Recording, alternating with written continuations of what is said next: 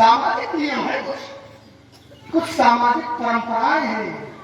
माता और पुत्र के प्रति वात्सल्य भाव होता है, पिता और पुत्र के कुछ अपनत्व होते हैं, रक्तिक संबंध होते हैं, गुरु और शिष्य का कुछ प्रेम होता है। तो इस प्रेम को दूर नहीं करना चाहिए। महात्मा जी कहते हैं लक्ष्मण मेरा अपमान कर रहा, ब्राह्मण का अपमान कर रहा नहीं। आज तक लक्ष्मण ने किसी ब्राह्मण का अपमान नहीं किया। जो ये कहते हैं कि लक्ष्मण ने ब्राह्मण का अपमान किया है, कोई ऐसा बता ही नहीं सकता। मानस की मर्यादा तो देखिए, मानस का आपने क्या लिखा, क्या निर्णय दिया? सुन बदल लखा मुस्काने, बोले पर सुधाई। ये क्यों नहीं कहा गया बोले मुनि? ये क्यों नहीं कहा गया बोले ब्राह्मण? ये क्यों नहीं कहा गया बोले ऋषि? क्यों नहीं कहा गया बोले पर सुधाई? क्यों कहा गया? ये मर्यादा है, क्योंकि लक्ष्मण के द्वारा ब्राह्मण का अपमान हो ही नहीं सकता। अरे मैं तो ब्राह्मणों के लिए जंगलों जंगलों बड़ों बड़ों भ्रमण कर रहा हूं, विचरण कर रहा हूं। मारी असुर तुझ में भयकारी, ये मेरा प्यार। मारी असुर तुझ में भयकारी, अस्तुति कराई देव मुनि। मैं ब्राह्मणों का अपमान कैसे कर सकता हूं? मेरे भैया के लिए जो कहा गया है, ब्राह्मण देव मैं जाना, वो ब्राह्मणों का भक्त है, मैं ब्राह्मण का अपमान कैसे कर सकता हूं? और आपने सोच कैसे लिया कि लक्ष्मण ब्राह्मण का अपमान करेगा? और सत्य मानिए महात्मा जी, फरसा हमारा दे। अगर आप फरसा दे दे, ईमानदारी की बात कर रहा हूं, अभी हम चरण धोएंगे। भैया पानी लेना, चरण धोएंगे, शरणार्थी और हम भी पान करेंगे। कौन सा पान? धरचुआ। मिथिला रूप में जो धरचुआ है, पूरे धरचुआ वालों को भी हम शरणार्थ का पान कराएंगे। लेकिन जो हमें दही तो दे,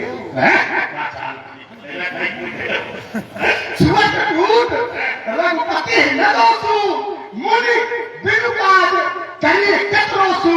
आप बिना कारण के ही क्रोध क्यों करते हैं? क्योंकि ये तो छूते ही टूटा है। दो शब्द दे रहा हूं, अपनी वाणी को विराम दे रहा हूं। धनुष छूने से नहीं टूटा। कैसे टूटा? छूते ही, छूते ही। अब छूने से भी अंतर है। मैं अपनी वाणी को चलिए आइए कुछ बातें पूरा विकसित की गई लक्ष्मण के द्वारा। सुना आप लोगों ने श्री लक्ष्मण जी के द्वारा। हमारी बातें नहीं मानना, तुम्हारी बातें आपको अच्छी नहीं लगी।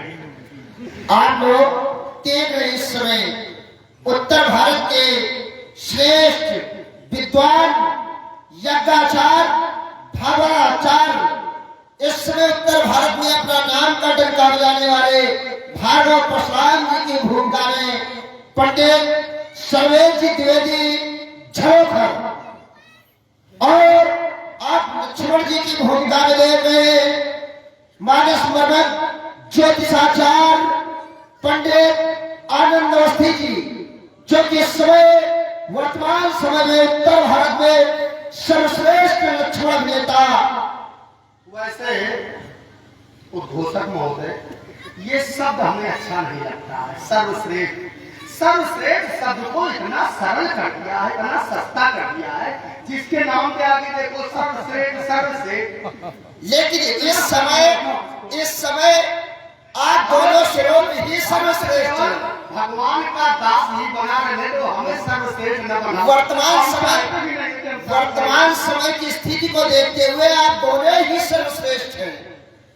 इस पर प्रसन्न हुए हमारे लाला पांडे जी शिवराजपुर, उनकी तरफ से 51 पुष्पमुद्रा श्री भार्गव परशुराम जी के श्री चरणों में, 51 पुष्पमुद्रा श्री लक्ष्मण जी के चरणों में प्रदान की जा रही है। उन्हें कोट कोट साधुवाद, धन्यवाद। हाँ, 50 मुद्राएं मामा कोरों वालों की ओर से, 50 मुद्राएं लक्ष्मण जी के चरणों में और 50 मुद्राएं श्री परशुराम जी के चरणों में और 50 मुद्राएं आप श्री देवेंद्र सचान निवासी धरचुआ, इन्होंने भार्गव परशुराम जी के चरणों में और लक्ष्मण जी के चरणों में भेंट की है। 50 मुद्राएं शिवाजी सचान निवासी धरचुआ वालों की ओर से भगवान के चरणों में भेंट हुए। बहुत बहुत साधुवाद। और सब मुद्राएं श्री अवधेश अवस्थी निवासी लौरी हो परशुराम जी के चरणों में भेंट किए हैं। बहुत बहुत साधुवाद। चलिए सभी लोगों का ध्यान मैं पुनः आकर्षित करूंगा। और अच्छी बात यह है कि यहाँ के जो श्रोता है वो बड़ी गंभीरता से बात को सुन करके अनुमोदन प्रस्तुत करते हैं। और एक विचित्र क्रम है, दो अलग धारा वाले लोग एक मंच में, और ये कृपा है भोलेनाथ की कि जो दिशा चल रही है वो निश्चित रूप से सार्थक दिशा की ओर संवाद चल रहा है। ये अच्छी बात है। राजकुमार ने एक बात रखी कि मैंने ब्राह्मण का अपमान ही नहीं किया। अच्छा, आइए इसको थोड़ा सा विश्लेषण कर ले। ये तो कह गया है। एक विषय वस्तु इन्होंने कही कि मैंने ब्राह्मण का अपमान नहीं किया, मैंने परशुधर का अपमान किया है। चलिए, तो आपने अपमान किया किसका और कैसे, दो बात है। अपमान करने का विधा क्या है, अपमान करने की, अपमान हुआ किसका? तो शास्त्र कहता है कि सुनी मुनि वचन। वचन कौन बोल रहा है? मुनि बोल रहा है कि परशुधर बोल रहा है? बहुत ईमानदारी से इसको आप लोग अपने हृदय पर उतारेंगे। जो ये वचन बोल रहा है ये परशुधर नहीं बोल रहा। शास्त्र ने किसको कहा? सुनी मुनि। ठीक। और लक्ष्मण ने भी कौन से वचन सुने? मुनि वचन सुने। और मुनि माने क्या होता है? अपमान किसका किया गया है? परशुधर। मुनि माने जहां तक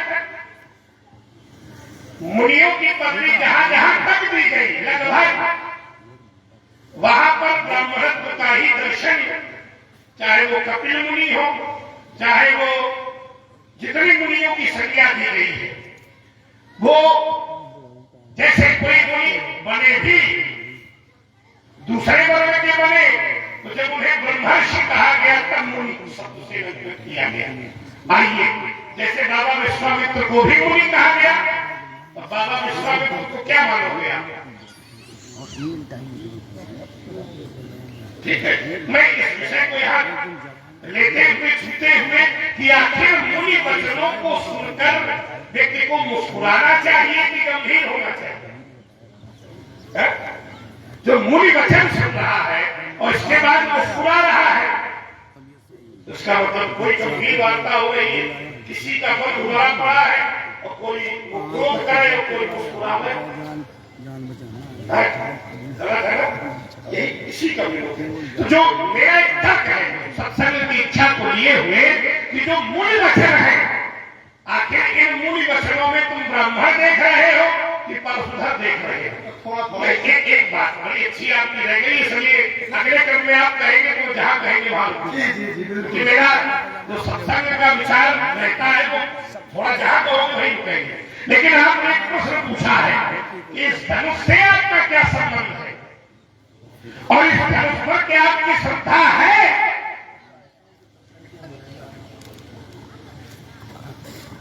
हमारे राम जी से पूछने गए थे क्या?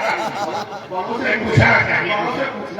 हमें तो लग रहा था कि इसमें केवल तुम्हारी, लेकिन तुम जब बार बार पूछते हो तो हमको लगता है कि मिली भागत नहीं। चलो, बड़ा भाई है, उसका सानिध्य हर भाई को रखना चाहिए, ये अच्छी बात होती है।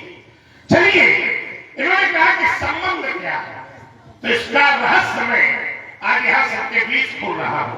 जिस समय मैं कैलाश पर धनुर्वेद की विद्या प्राप्त करने के लिए भगवान शंकर के सानिध्य पर गया, तो ये वही धनुष था जिस धनुष के माध्यम से मैं सब्यसाची बना। हाँ, जिसके कारण कैलाश की उत्तम शिखाओं पर मैंने घोर तप करके निश्चित रूप से धनुर्वेद की शिक्षा प्राप्त की। और एक बात आप लोग ईमानदारी से बताओ, जिस ग्रंथ से, जैसे हम वेद पढ़े तो वेद पढ़ने के लिए वेद का ग्रंथ होगा कि नहीं होगा? किसी पुस्तक को हम पढ़ें तो उस पुस्तक का आधार लेना पड़ेगा कि नहीं? तो क्या हमें श्रद्धा पुस्तक के प्रति होनी चाहिए कि नहीं? ग्रंथ के प्रति होनी चाहिए। तो जिस विधा से, जिस वस्तु से मैंने विद्या कार्य वस्तु से मेरा संबंध हुआ कि तो इससे मेरा ये संबंध है कि मैंने इस धनुष से धनुर्वेद की विद्या प्राप्त की है और इसके कारण मेरा इस पर पूरा मेरी पूरी श्रद्धा इस पर। तुमने कहा कि एक फूल चढ़ाया उसको बताओ, तो क्या जरूरी है कि जो फूल चढ़ावे वही श्रद्धा कराए? क्या श्रद्धा का करना फूल चढ़ाने तक ही सीमित है? क्या श्रद्धा का होना केवल पूजा करने तक ही सीमित है? क्या श्रद्धा का होना क्या कर्म पर ही आधारित है? इसका अध्यात्म से कोई जुड़ाव नहीं। अब देखिए यही ठीक है। तुमने जो तर्क रखा था कि आपने कभी इस पर एक फूल चढ़ाया हो तो बताओ। अरे जब मैं कैलाश पर था राजकुमार तो मैं पहले इसकी पूजा करता था, फिर इससे प्रार्थना करता था और नित्य भगवान शंकर के निर्देश पर मैं दिव्य आयुध के माध्यम से दिव्य कला का प्रक्षेपण करता था। लेकिन जब ये भगवान शंकर ने देवराज के हाथ पर रख दिया और तब से देवराज के भवनों पर इसकी पूजा होने लगी तो देवराज के प्रति इसकी श्रद्धा हुई। तो इसका मतलब ये हुआ कि परशुराम की श्रद्धा खत्म हो गई।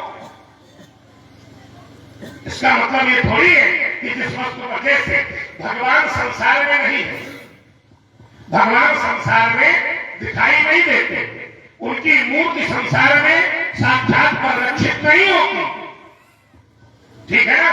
तो क्या लोगों की श्रद्धा भगवान पर नहीं है? हाँ भाई, लोग पत्थर की मूर्ति को भगवान मानकर उन पर श्रद्धा ज्ञापित कर लेते हैं, उन पर पुष्प चढ़ा देते हैं। तो केवल पुष्प का चढ़ाना ही श्रद्धा शब्द को बांधकर नहीं रख सकता। श्रद्धा का क्षेत्र बड़ा व्यापक है।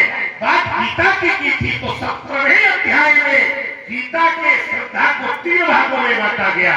श्रद्धा राजसी होती है, श्रद्धा तामसी होती है, श्रद्धा सात्विक होती है। सत्संग आगे सत्संग में रहे हो चुकी बार, लेकिन सत्संग का कार्य करने की विधत वाली नहीं है। सत्संग का प्रकार सुनी मुनि वचन लखन मुस्काने नहीं हो सकता है। लेकिन फिर भी मैं विचार ये करूंगा कि बिंदु 2 मुनि वचन और उसको श्रद्धा और सारी विषय वस्तु को हमने समेट कर छोटा किया है। आइए जरा इस पर यात्रा हो थोड़ी। चलो, महात्मा परशुराम जी कहते हैं श्रद्धा को लक्ष्मण तुमने सीमित कर दिया। क्या पुष्प न चढ़ाया जाए तो क्या श्रद्धा नहीं है? और एक आनंद रामायण का उदाहरण दिया। यद्यपि श्लोक नहीं पढ़ा गया लेकिन भाव दे दिया गया। आनंद रामायण के 3रे सर्ग में बताया गया कि जिस समय परशुराम जी भगवान शंकर से विद्या अध्ययन करने के लिए गए, कौन सी विद्या? धनुर्विद्या। यदा भीषा धनुर्विद्या मत्तः परशुधारिणः तदा तस्मै मया दत्तम धनुष त्रिपुरदाहकम।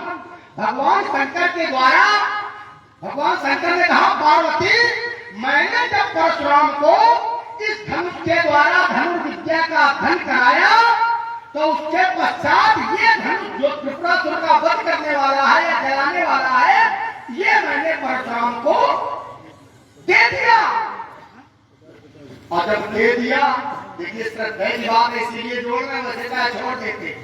वहीं पर सर्ग 3 में ये 54वां श्लोक है और 57वें श्लोक में वहीं पर बताया गया, बिल्कुल वहीं पर सीधे आपने पढ़ा होगा तो क्या आपके स्वयं का निर्णय है।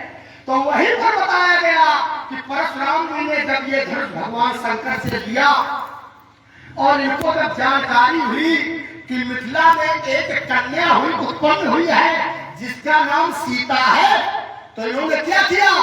जाम दत्तस्तेम सीता ज्ञात्वा लक्ष्मी यदीक्षत तदौ नम परार्थम तद्धनु दुरापदनम। इस धनुष को प्रण करने के लिए राजा जनक को दे दिया। अब ध्यान देना, जब श्रद्धा है तो प्रण करने के लिए क्यों दिया? तोड़वाने के लिए काहे दिया? और जब टूट गया तो विक्रोध काहे कर रहे हो? सत्य का ये बहुत विचित्र बात है। यही तो इसीलिए मैं कह रहा हूं कि श्रद्धा में हमें संदेह। और कहते हैं श्रद्धा ये आवश्यक नहीं कि फूल न चढ़ाया जाए तो श्रद्धा न हो, मानसिक पूजा की जाए। जैसे धनुष तोड़ने वाले जब देवता या कोई पूजनीय के सामने ना हो तो मानसिक पूजा की जाए, मन ही मन। देखिए सब बड़े बड़े जानकार हैं। देखिए मैया श्रद्धा प्रस्तुत किया तो कैसे गई? गई भवानी भवन बहोरी, बंद चरण बोली कर डोरी। ये श्रद्धा ज्ञापित की। तो श्रद्धा ज्ञापित होनी चाहिए। धनुष तोड़ने वाले के गुरु जी ने धनुष तोड़ने वाले से दूर हुए तो उन्होंने क्या किया? गुरु प्रणाम मन ही मन, श्रद्धा ज्ञापित की गई। तो कहीं ना कहीं तो श्रद्धा ज्ञापित होनी चाहिए। क्या भूल हो गई कोई बात नहीं, इसको सुधारा जा सकता है। भूल हो गई, यही श्रद्धा ज्ञापित। और आगे आगे बहुत अच्छी बात, उस बिंदु का बहुत थोड़ा उत्तर दूंगा, फिर मैं इनकी वीरता देखता हूँ। महात्मा परशुराम ने कहा, लक्ष्मण तुमने मुनि वचनों को सुना, मैंने मुनि वचनों को सुना, और कहते अपमान तुम पर घर का कर रहे हो, तो जो मुनि है वो मुनि है कौन? ये विचारने की सैया। और बुद्धि को साधुवाद देता हूँ आपकी कि तर्क आपने बहुत अच्छा ढूंढा, लेकिन उत्तर भी आपको बहुत अच्छा मिलेगा। यही अपेक्षा है। और उत्तर देखिए क्या अच्छा मिलेगा। देखिए एक होता है, अपने कान हमारी ओर ले आओ सब लोग। व्यक्ति एक होता है, स्थित परिस्थिति के अनुसार रूप अनेक होते हैं। जैसे एक व्यक्ति जब अपने गृह में है तो वो किसी का पिता है, किसी का पुत्र है, किसी का भाई है। वही व्यक्ति जब मार्ग पर चले तो उस समय वो पथिक है। वही व्यक्ति जब कृषि कर्म करे तो उस समय वो कृषक है। वही व्यक्ति जब किसी को विद्या अध्ययन करावे तो उस समय वो शिक्षक है। वही व्यक्ति जब न्याय के पद पर बैठ जाए तो वो न्यायाधीश है। न्यायाधीश वही के लिए है, घर में नहीं है। तो ये रूप तो लगाते हैं स्थित परिस्थिति के अनुसार। मुनि हो लेकिन अस्त्र शस्त्र या वर्षा लिए हो, इसीलिए परशुधर हो, इसीलिए परशुधर नहीं हो। इसलिए सभा से हम ये देख लो, ज्यादा बात न करना हमारे सामने। सभा से है सीधे भाग जाओगे, मैं जब धन संभालूंगा पड़े हो, क्योंकि आपकी समय सीमा हमें स्मरण है। इसलिए मुनि सभा से सीधे भाग जाओगे, मैं जब धन संभालूंगा पड़े होकर चक्कर में धन सरकार उठा लूंगा। ये रघुवंशी देखिए कहीं से कमी नहीं है। फिर अक्षर है नहीं कर सकते जगत की संपन्नता क्या हो गया जो अगर जानते नहीं। चलिए आइए कुछ बात।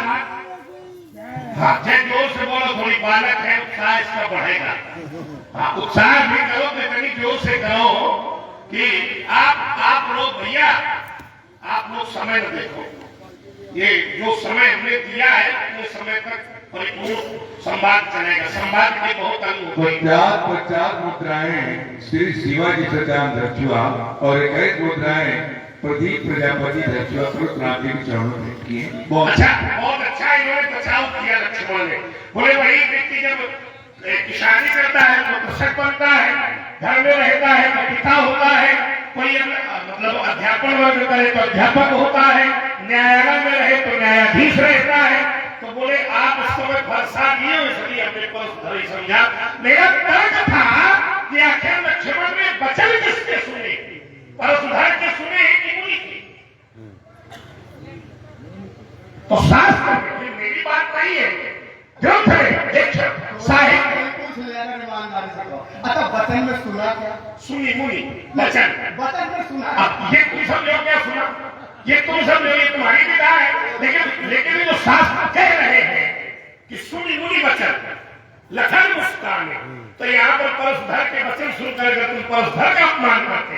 जिस परिकोट पर तुमने तर्क को बांधा था, तुम्हें पीठ तुम्हारी थपथपाता कि चलो तुमने तर्क की दिशा ठीक है, लेकिन सुने मुनि वचन, मुस्कुराए मुनि वचनों को सुनकर, तो क्या मुनि वचनों को सुनकर मुस्कुराना ये बालक का अच्छा चरित्र है कि खराब चरित्र? ये बात ठीक है। यह बात सही है, यह बात सही है। हम ये बात इनका समझ में नहीं आ रही है। यह सही है कि मुनि वचनों को सुनकर के मुस्कुराना ये न्यायोचित बात ठीक नहीं है। यही हमारा इनका तर्क था।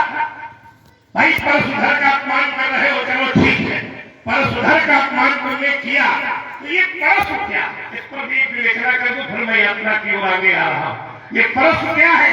अस्त्र शस्त्रों में जिस समय परशु का वर्णन आया तो परशुदान ये दान है, दान का प्रतीक प्रतीक है। अच्छा, जो दान का प्रतीक हो, ईमानदारी से उत्तर कर देना, जो दान का प्रतीक हो, तो दान के प्रतीक का सम्मान होना चाहिए कि अपमान?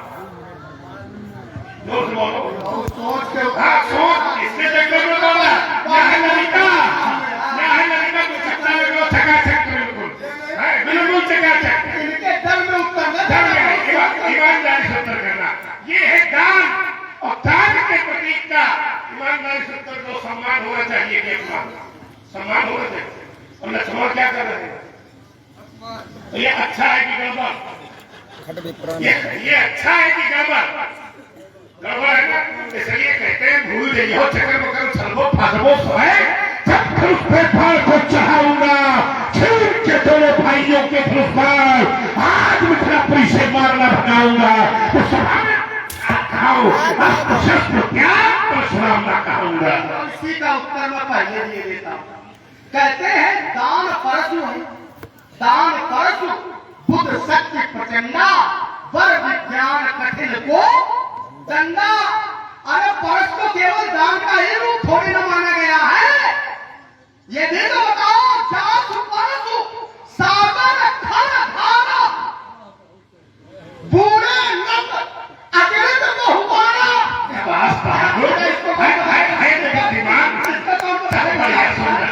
लेकिन अच्छा ये लगा कि बुद्धि का प्रयोग बालक ने ठीक किया। चलो क्या है, और कम से कम आज हमें प्रसन्नता ये हो गई कि कम से कम आपने स्वीकार तो किया कि बुद्धि का प्रयोग ठीक है। नहीं तो बहुत लोग तो हमको अभी तक यही समझते थे, यार ये पता नहीं क्या करेंगे। सुनो, क्या करेंगे न करेंगे आगे की बात है। अब व्यंग का धाता तुम यही हो। हाँ ये बात लक्ष्मण के चरित्र में जितनी वार्ता हुई सब जगह एक एक वाक्य में व्यंग है। सुन वचन लखन मुस्काने व्यंग। चरित्र का निर्वहन किया जाए और वहाँ सम्मान हो जाएगा। कभी भी मैं प्रतिष्ठा लगा के सम्मान नहीं करता हूँ। क्यों नहीं करता हूँ? क्योंकि बड़ी बड़ी प्रतिष्ठा सब हम लगा के देख चुके हैं। आपका उसका कोई मतलब नहीं। तो केवल सत्संग का ही जीवन जीते। तो मेरे कहने का भाव सम्मान बहुत अच्छी बात है, लेकिन विवाद हो बहुत अच्छी बात है। विवाद का मतलब विशेषवाद, विउत्सर्ग में जब उपसर्ग लग जाता है तो विवाद हो, ये बहुत अच्छी बात है। लेकिन विवाद ना मतलब झगड़ा ना, ठीक ना। आइए अब उस बिंदु का और उत्तर दे दूं कि लक्ष्मण सुन मूल वचन लखन मुस्काने। तुम मूल वचनों को सुन करके मुस्कुराए क्यों? इसका एक व्यंग का ही उत्तर दूंगा। शास्त्रीय उत्तर नहीं, वैसे शास्त्रीय उत्तर बहुत है, लेकिन एक व्यंग का उत्तर बहुत अच्छा दिया। एक बार बाल काल में चारों भाई क्रीड़ा करता, क्रीड़ा माने खेल खेल रहे। स्थिति क्या हुई? एक राक्षस जो क्रोध का प्रतीक था, जैसे इन्होंने परस को दान का प्रतीक बनाया, उस क्रोध के प्रतीक ने एक राक्षस का रूप लेकर के वो आया, निशाचर का वेश बना करके आया और हम चारों भाइयों को उसने युद्ध के लिए ललकारा। जब ललकारा तो सबसे पहले मेरा अनुज कहने लगा, शत्रुओं का विनाश तुम्हें कर सकता हूँ, जाके सुरन तेरे विनाशा बनाम शत्रु तुम्हें विनाश कर दूंगा इसका। जिस समय शत्रुघ्न जी जाकर के अपने क्रोध को दिखाया, वीरता दिखाई और उस क्रोध रूपी निशाचर को देख करके उन्होंने भी क्रोध किया, तो परिणाम ये हुआ, वो तो क्रोध का प्रतीक था, जितना उसके रूप में प्रतिपक्ष में शत्रुघ्न जी क्रोध करते उतना ही उनका पराभव हो जाता। अंत में परिणाम क्या हुआ? उस क्रोध रूपी निशाचर के आगे मेरा अनुज पराजित हो गए, मतलब वो हार गए। बड़ी पीड़ा हुई। मेरा क्रम आया, मैं गया, मुझसे भी यही भूल हो गई। मैं भी वही क्रोध करता रहा, जैसे वो क्रोध करता निशाचर, वैसे मैं भी क्रोध करता। अंत में मैं भी हार गया। मेरे बड़े भैया भरत जी गए, उन्होंने भी यही भूल कर दी। जितना वो क्रोध रूपी निशाचर क्रोध करता, उतना ही मेरे बड़े भैया उतना ही क्रोध करते। अंत में ये हुआ कि वो भी हार गए। अब जब मेरे बड़े भैया श्री राम जी गए उसके सामने युद्ध करने के लिए, तो मेरे भैया ने देखा कि ये बहुत क्रोध कर रहा है, तो जितना वो क्रोध करता मेरे भैया उतना ही मुस्कुरा देते। जितना वो क्रोध करता मेरे भैया उतना ही मुस्कुरा देते, और जितना वो मुस्कुराते उतना ही क्रोध रूपी निशाचर का आकार घटने लगा। जितना वो क्रोध करता वो मुस्कुराते तो उसका आकार छोटा हो जाता। एक समय ऐसा आया मुस्कुराने के प्रभाव से कि उसका स्वरूप एक कीट के समान, और एक वट वृक्ष के का एक पत्ता लेकर के उससे उसको ढक दिया। हमने कहा भैया कहाँ है? आप दिखाओ, और पत्ते को उठा के लगे दिए। हमने कहा कैसे हुआ ये मंत्र, हमें भी तो बता दो, बहुत में काम आएगा। तो उन्होंने कहा लक्ष्मण, जब कभी भी कोई विरोधी या प्रतिपक्ष जितना क्रोध करे उतना तुम मुस्कुरा देना, जितना क्रोध करे उतना तुम मुस्कुरा देना।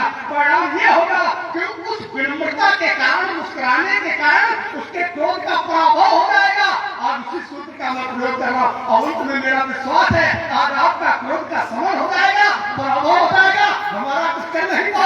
इसलिए मैं बार बार मुस्कुरा रहा हूँ और बार बार हंस रहा हूँ। इसलिए अब हमें फरसा नहीं दिखाना, और एक बार अगर मुस्कुरा दो तुम हमको उंगली का दिखाना।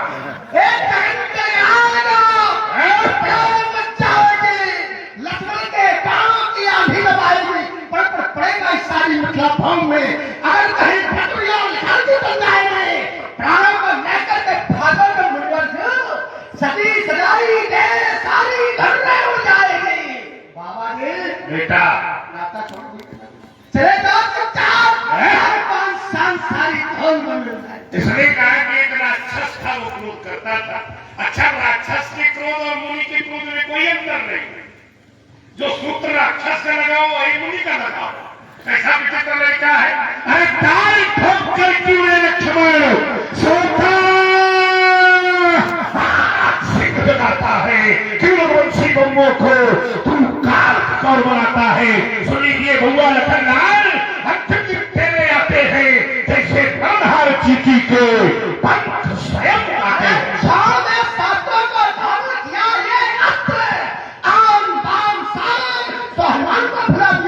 अरे कर्तव्य क्या है ब्राह्मणों का? न सोचा मैं होकर के ब्राह्मण ये जाने कैसे काम एक साथ गवा दिया, लगा दिया टीका, बीता दिया। अरे पछाड़ कहीं का सामान्य ब्राह्मण बने हैं। यद्यपि है वंश में प्रसिद्ध था सहस्त्र भाव, जिसका जहां में कोई दूसरा न जोड़ा था।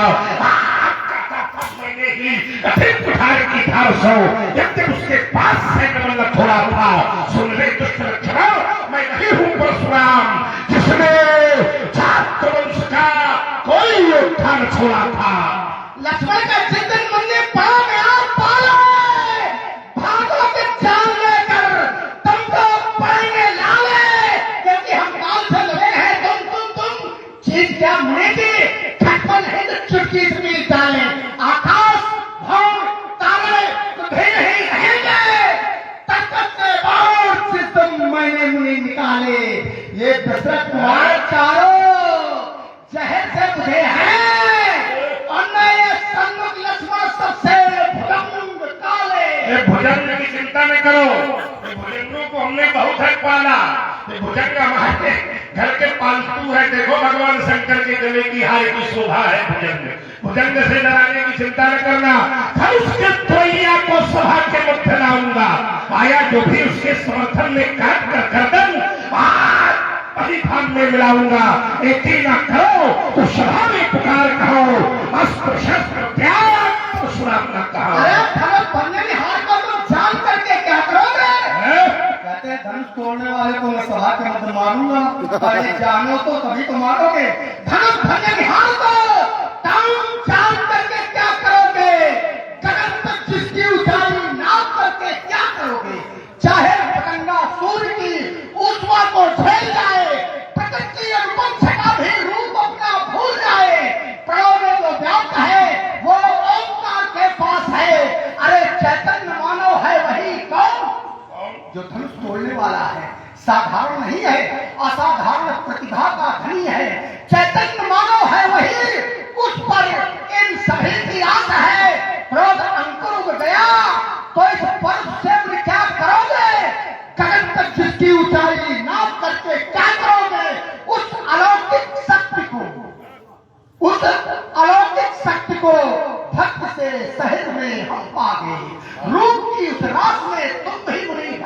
के चितई रहे थकीलोचन। रूप की उस रास में तुम भी भरमा ले। अरे ज्ञान की ऊंचाइयों से ध्यान कर देखो, महात्मा जी बहुत ही छोटे लगो। ज्ञान की ऊंचाइयों से ध्यान कर देखो, बहुत ही छोटे लगोगे। जगत तक जिसकी ऊंचाई नाप करके क्या करोगे? कर में कुठार करके धारण को सामान्य छोटे कुमार, कर में कुठार करके धारण करता मैं शिव शिव उच्चारण। नादान मथन में ध्यान ध्यान, क्या तेरे बुद्धियां नहीं ज्ञान? मुनियों से लड़ने की शिक्षा किसने तुझको सिखाई है? हे लक्ष्मण के सावधान, अब बात तुम्हारी आई है। मैं देवपति दशरथ कुमार, मुझमें असीम पौरुष अपार, हौसले पस्त हो गए अड़के जो करते हैं लड़का विचार। मैं देवपति दशरथ कुमार, मेरे तर्कस के संभाल विभ्रे भटकों के समान, भला भला फटकारवान हत्या समर्थ गौरववान। ये छाती छलनी सी छेद छेद, ये छाती छलनी सी छेद छेद, भर भर में करते रुधिरपान। निर्भीक निडर सौमित्र पिहंस करता है घर में छार छार। मैं देवपति दशरथ कुमार, मैं मटरारों में आग लगा करता असुरों का मत मर्दन। मुनराज हमारे बाणों की सुनघोर प्रलयकारी गर्जन, शस्त्रों से सज्जित शत्रु सैन्य के जाते हैं करती टूट, फिर जाती है। इसलिए मुझे पड़ोस की ओर देखना पड़ा। ये मेरे स्वभाव से परिचित नहीं है। कदाचित मैंने इसे बालक बोला है, इसलिए इसका बदलाव कर रहा हूं। कैसे? बालक बालक बोले केवल मुनि, मैंने इसे बालक कह दिया है, इसलिए इसका बदलाव कर रहा हूं। क्या पदभ्याम सूत्रों अजायत, प्राय इसका अर्थ करते हैं कि ब्राह्मण मुख, क्षत्रिय भुजाएं, कुरुक्षेत्र वैश्य और चरण सूत्र। इसका शब्द देखिए, पदभ्याम सूत्रों अजायत। तो मही बात है, आप समझ रहे होंगे, आप तो व्याकरण जानकार है। अजायत माने जिससे उत्पन्न हो। तो मुख से भगवान के मुख से विराट तत्व के, भगवान के मुख से ब्राह्मण की उत्पत्ति, भुजाओं से क्षत्रियों की उत्पत्ति, कुरुक्षेत्र से वैश्य की उत्पत्ति और चरणों से शूद्र की उत्पत्ति हुई है। पहली बात। अब आइए, 3 वर्णों के लिए जनेऊ बताया गया, लेकिन चतुर्थ वर्ण के लिए क्यों नहीं बताया? अच्छा पहले तो ये जानो 3 वर्णों के लिए ही क्यों बताया,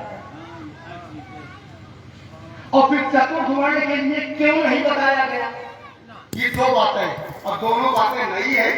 और इसके बाद फिर मैं अपने चरित्र की ओर बढ़ूंगा।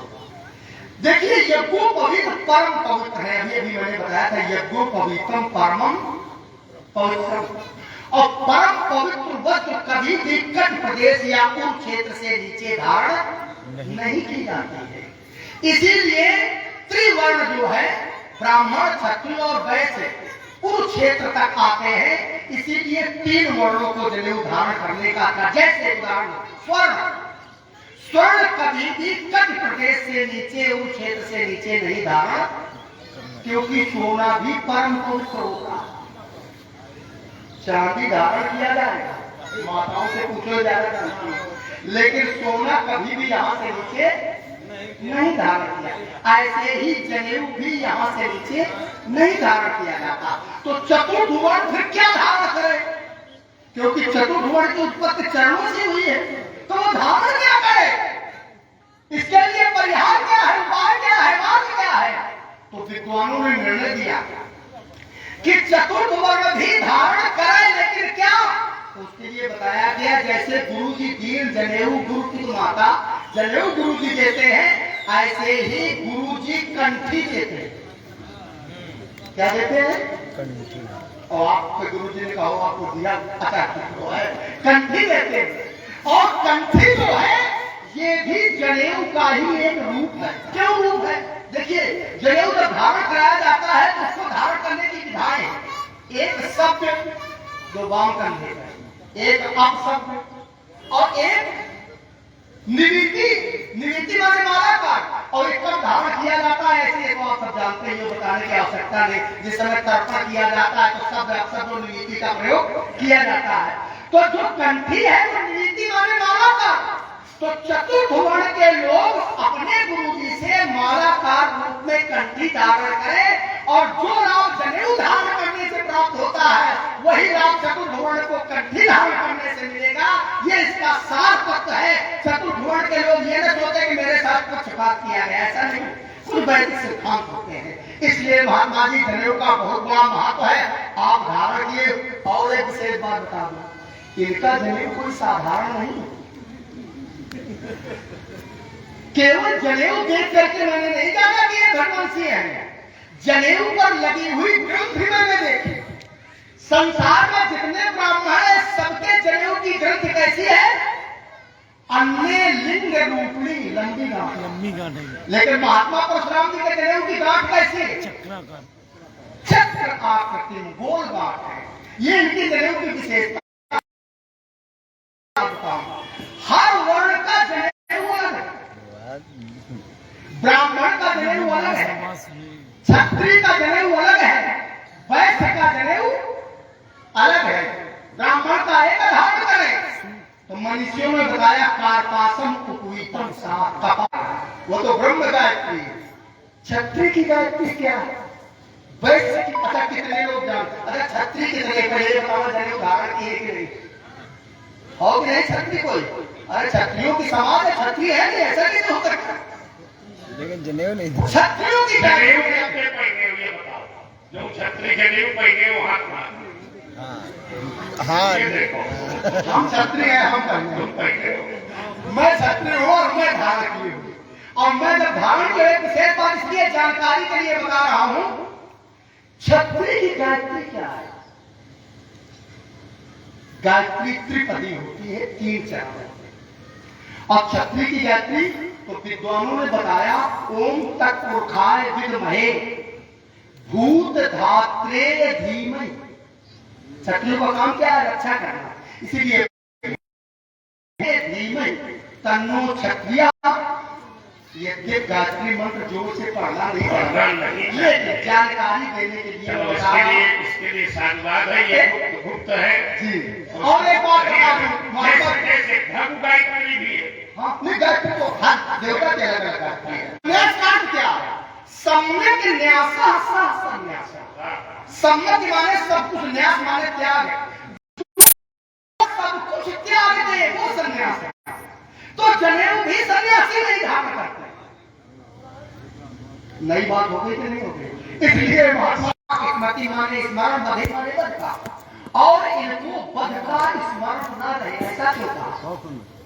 ऐसा इसलिए कहा कि वरदान के द्वारा जब पिताजी माता और भाइयों को जीवित करा देंगे, और मेरी माँ को मेरे भाइयों को अगर बध का स्मरण बना रहेगा तो माता और पुत्र के प्रति जो वात्सल्य भाव होता है समाप्त हो जाएगा। भाइयों में जो पवित्र प्रेम होता है वो प्रेम समाप्त हो जाएगा। और जब स्मरण ही नहीं रहेगा तो वही अनन्य प्रेम, वही वात्सल्य भाव सदा के लिए बना रहेगा। इसलिए इन्होंने कहा क्या स्मृति बधे, इनको बध का स्मरण न रहे, उरण हो गए नीके। एक ऋण बचा है, वो है गुरु ऋण, जिसका सोच मुझे है। और कहां तक है वो सोच? जन हमरी माफी का दिल चले तुरंत देव में भैरी खोली। अब आप बुला लें व्यवहारिया रूप में भगवान शंकर को न बुला सके, यद्यप भगवान शंकर के अनेक रूप हैं। विभुम व्यापकम ब्रह्म वेदत स्वरूपम। ये और ये एक विशेष बात बताऊं, सारी बातें आप नहीं देंगे। पति एको गुरु स्त्री नाम, पति एको गुरु स्त्री नाम, नारियों का गुरु कौन? 501 पत्र मुद्राएं हमारे ओम प्रकाश तिवारी और उत्तम तिवारी जी हमारे साथी है, क्लास फेलो हमारे।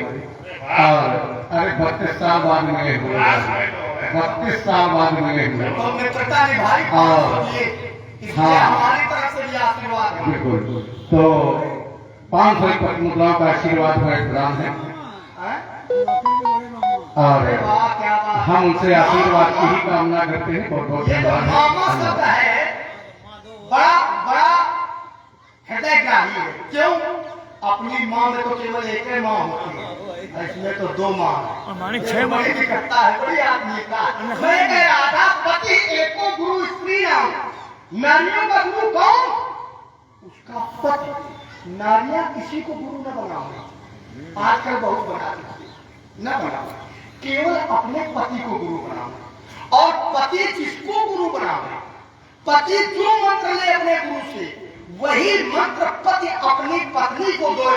और वो जब मंत्र अपनी पति से ले लेगी पत्नी, तो पति उसका गुरु। पति एको गुरु स्त्री नाम सर्वत्र अभ्यागतो गुरु। महात्मा जी गुरु से उग्र हो जाए, ऐसा मैं चाहता हूँ, चाहे विश्वास रूप में और चाहे गुरु रूप में, जिस रूप में चाहे। अच्छा, लक्ष्मण की आज पूरी वाणी ही व्यंग्य का रूप लेकर के आया।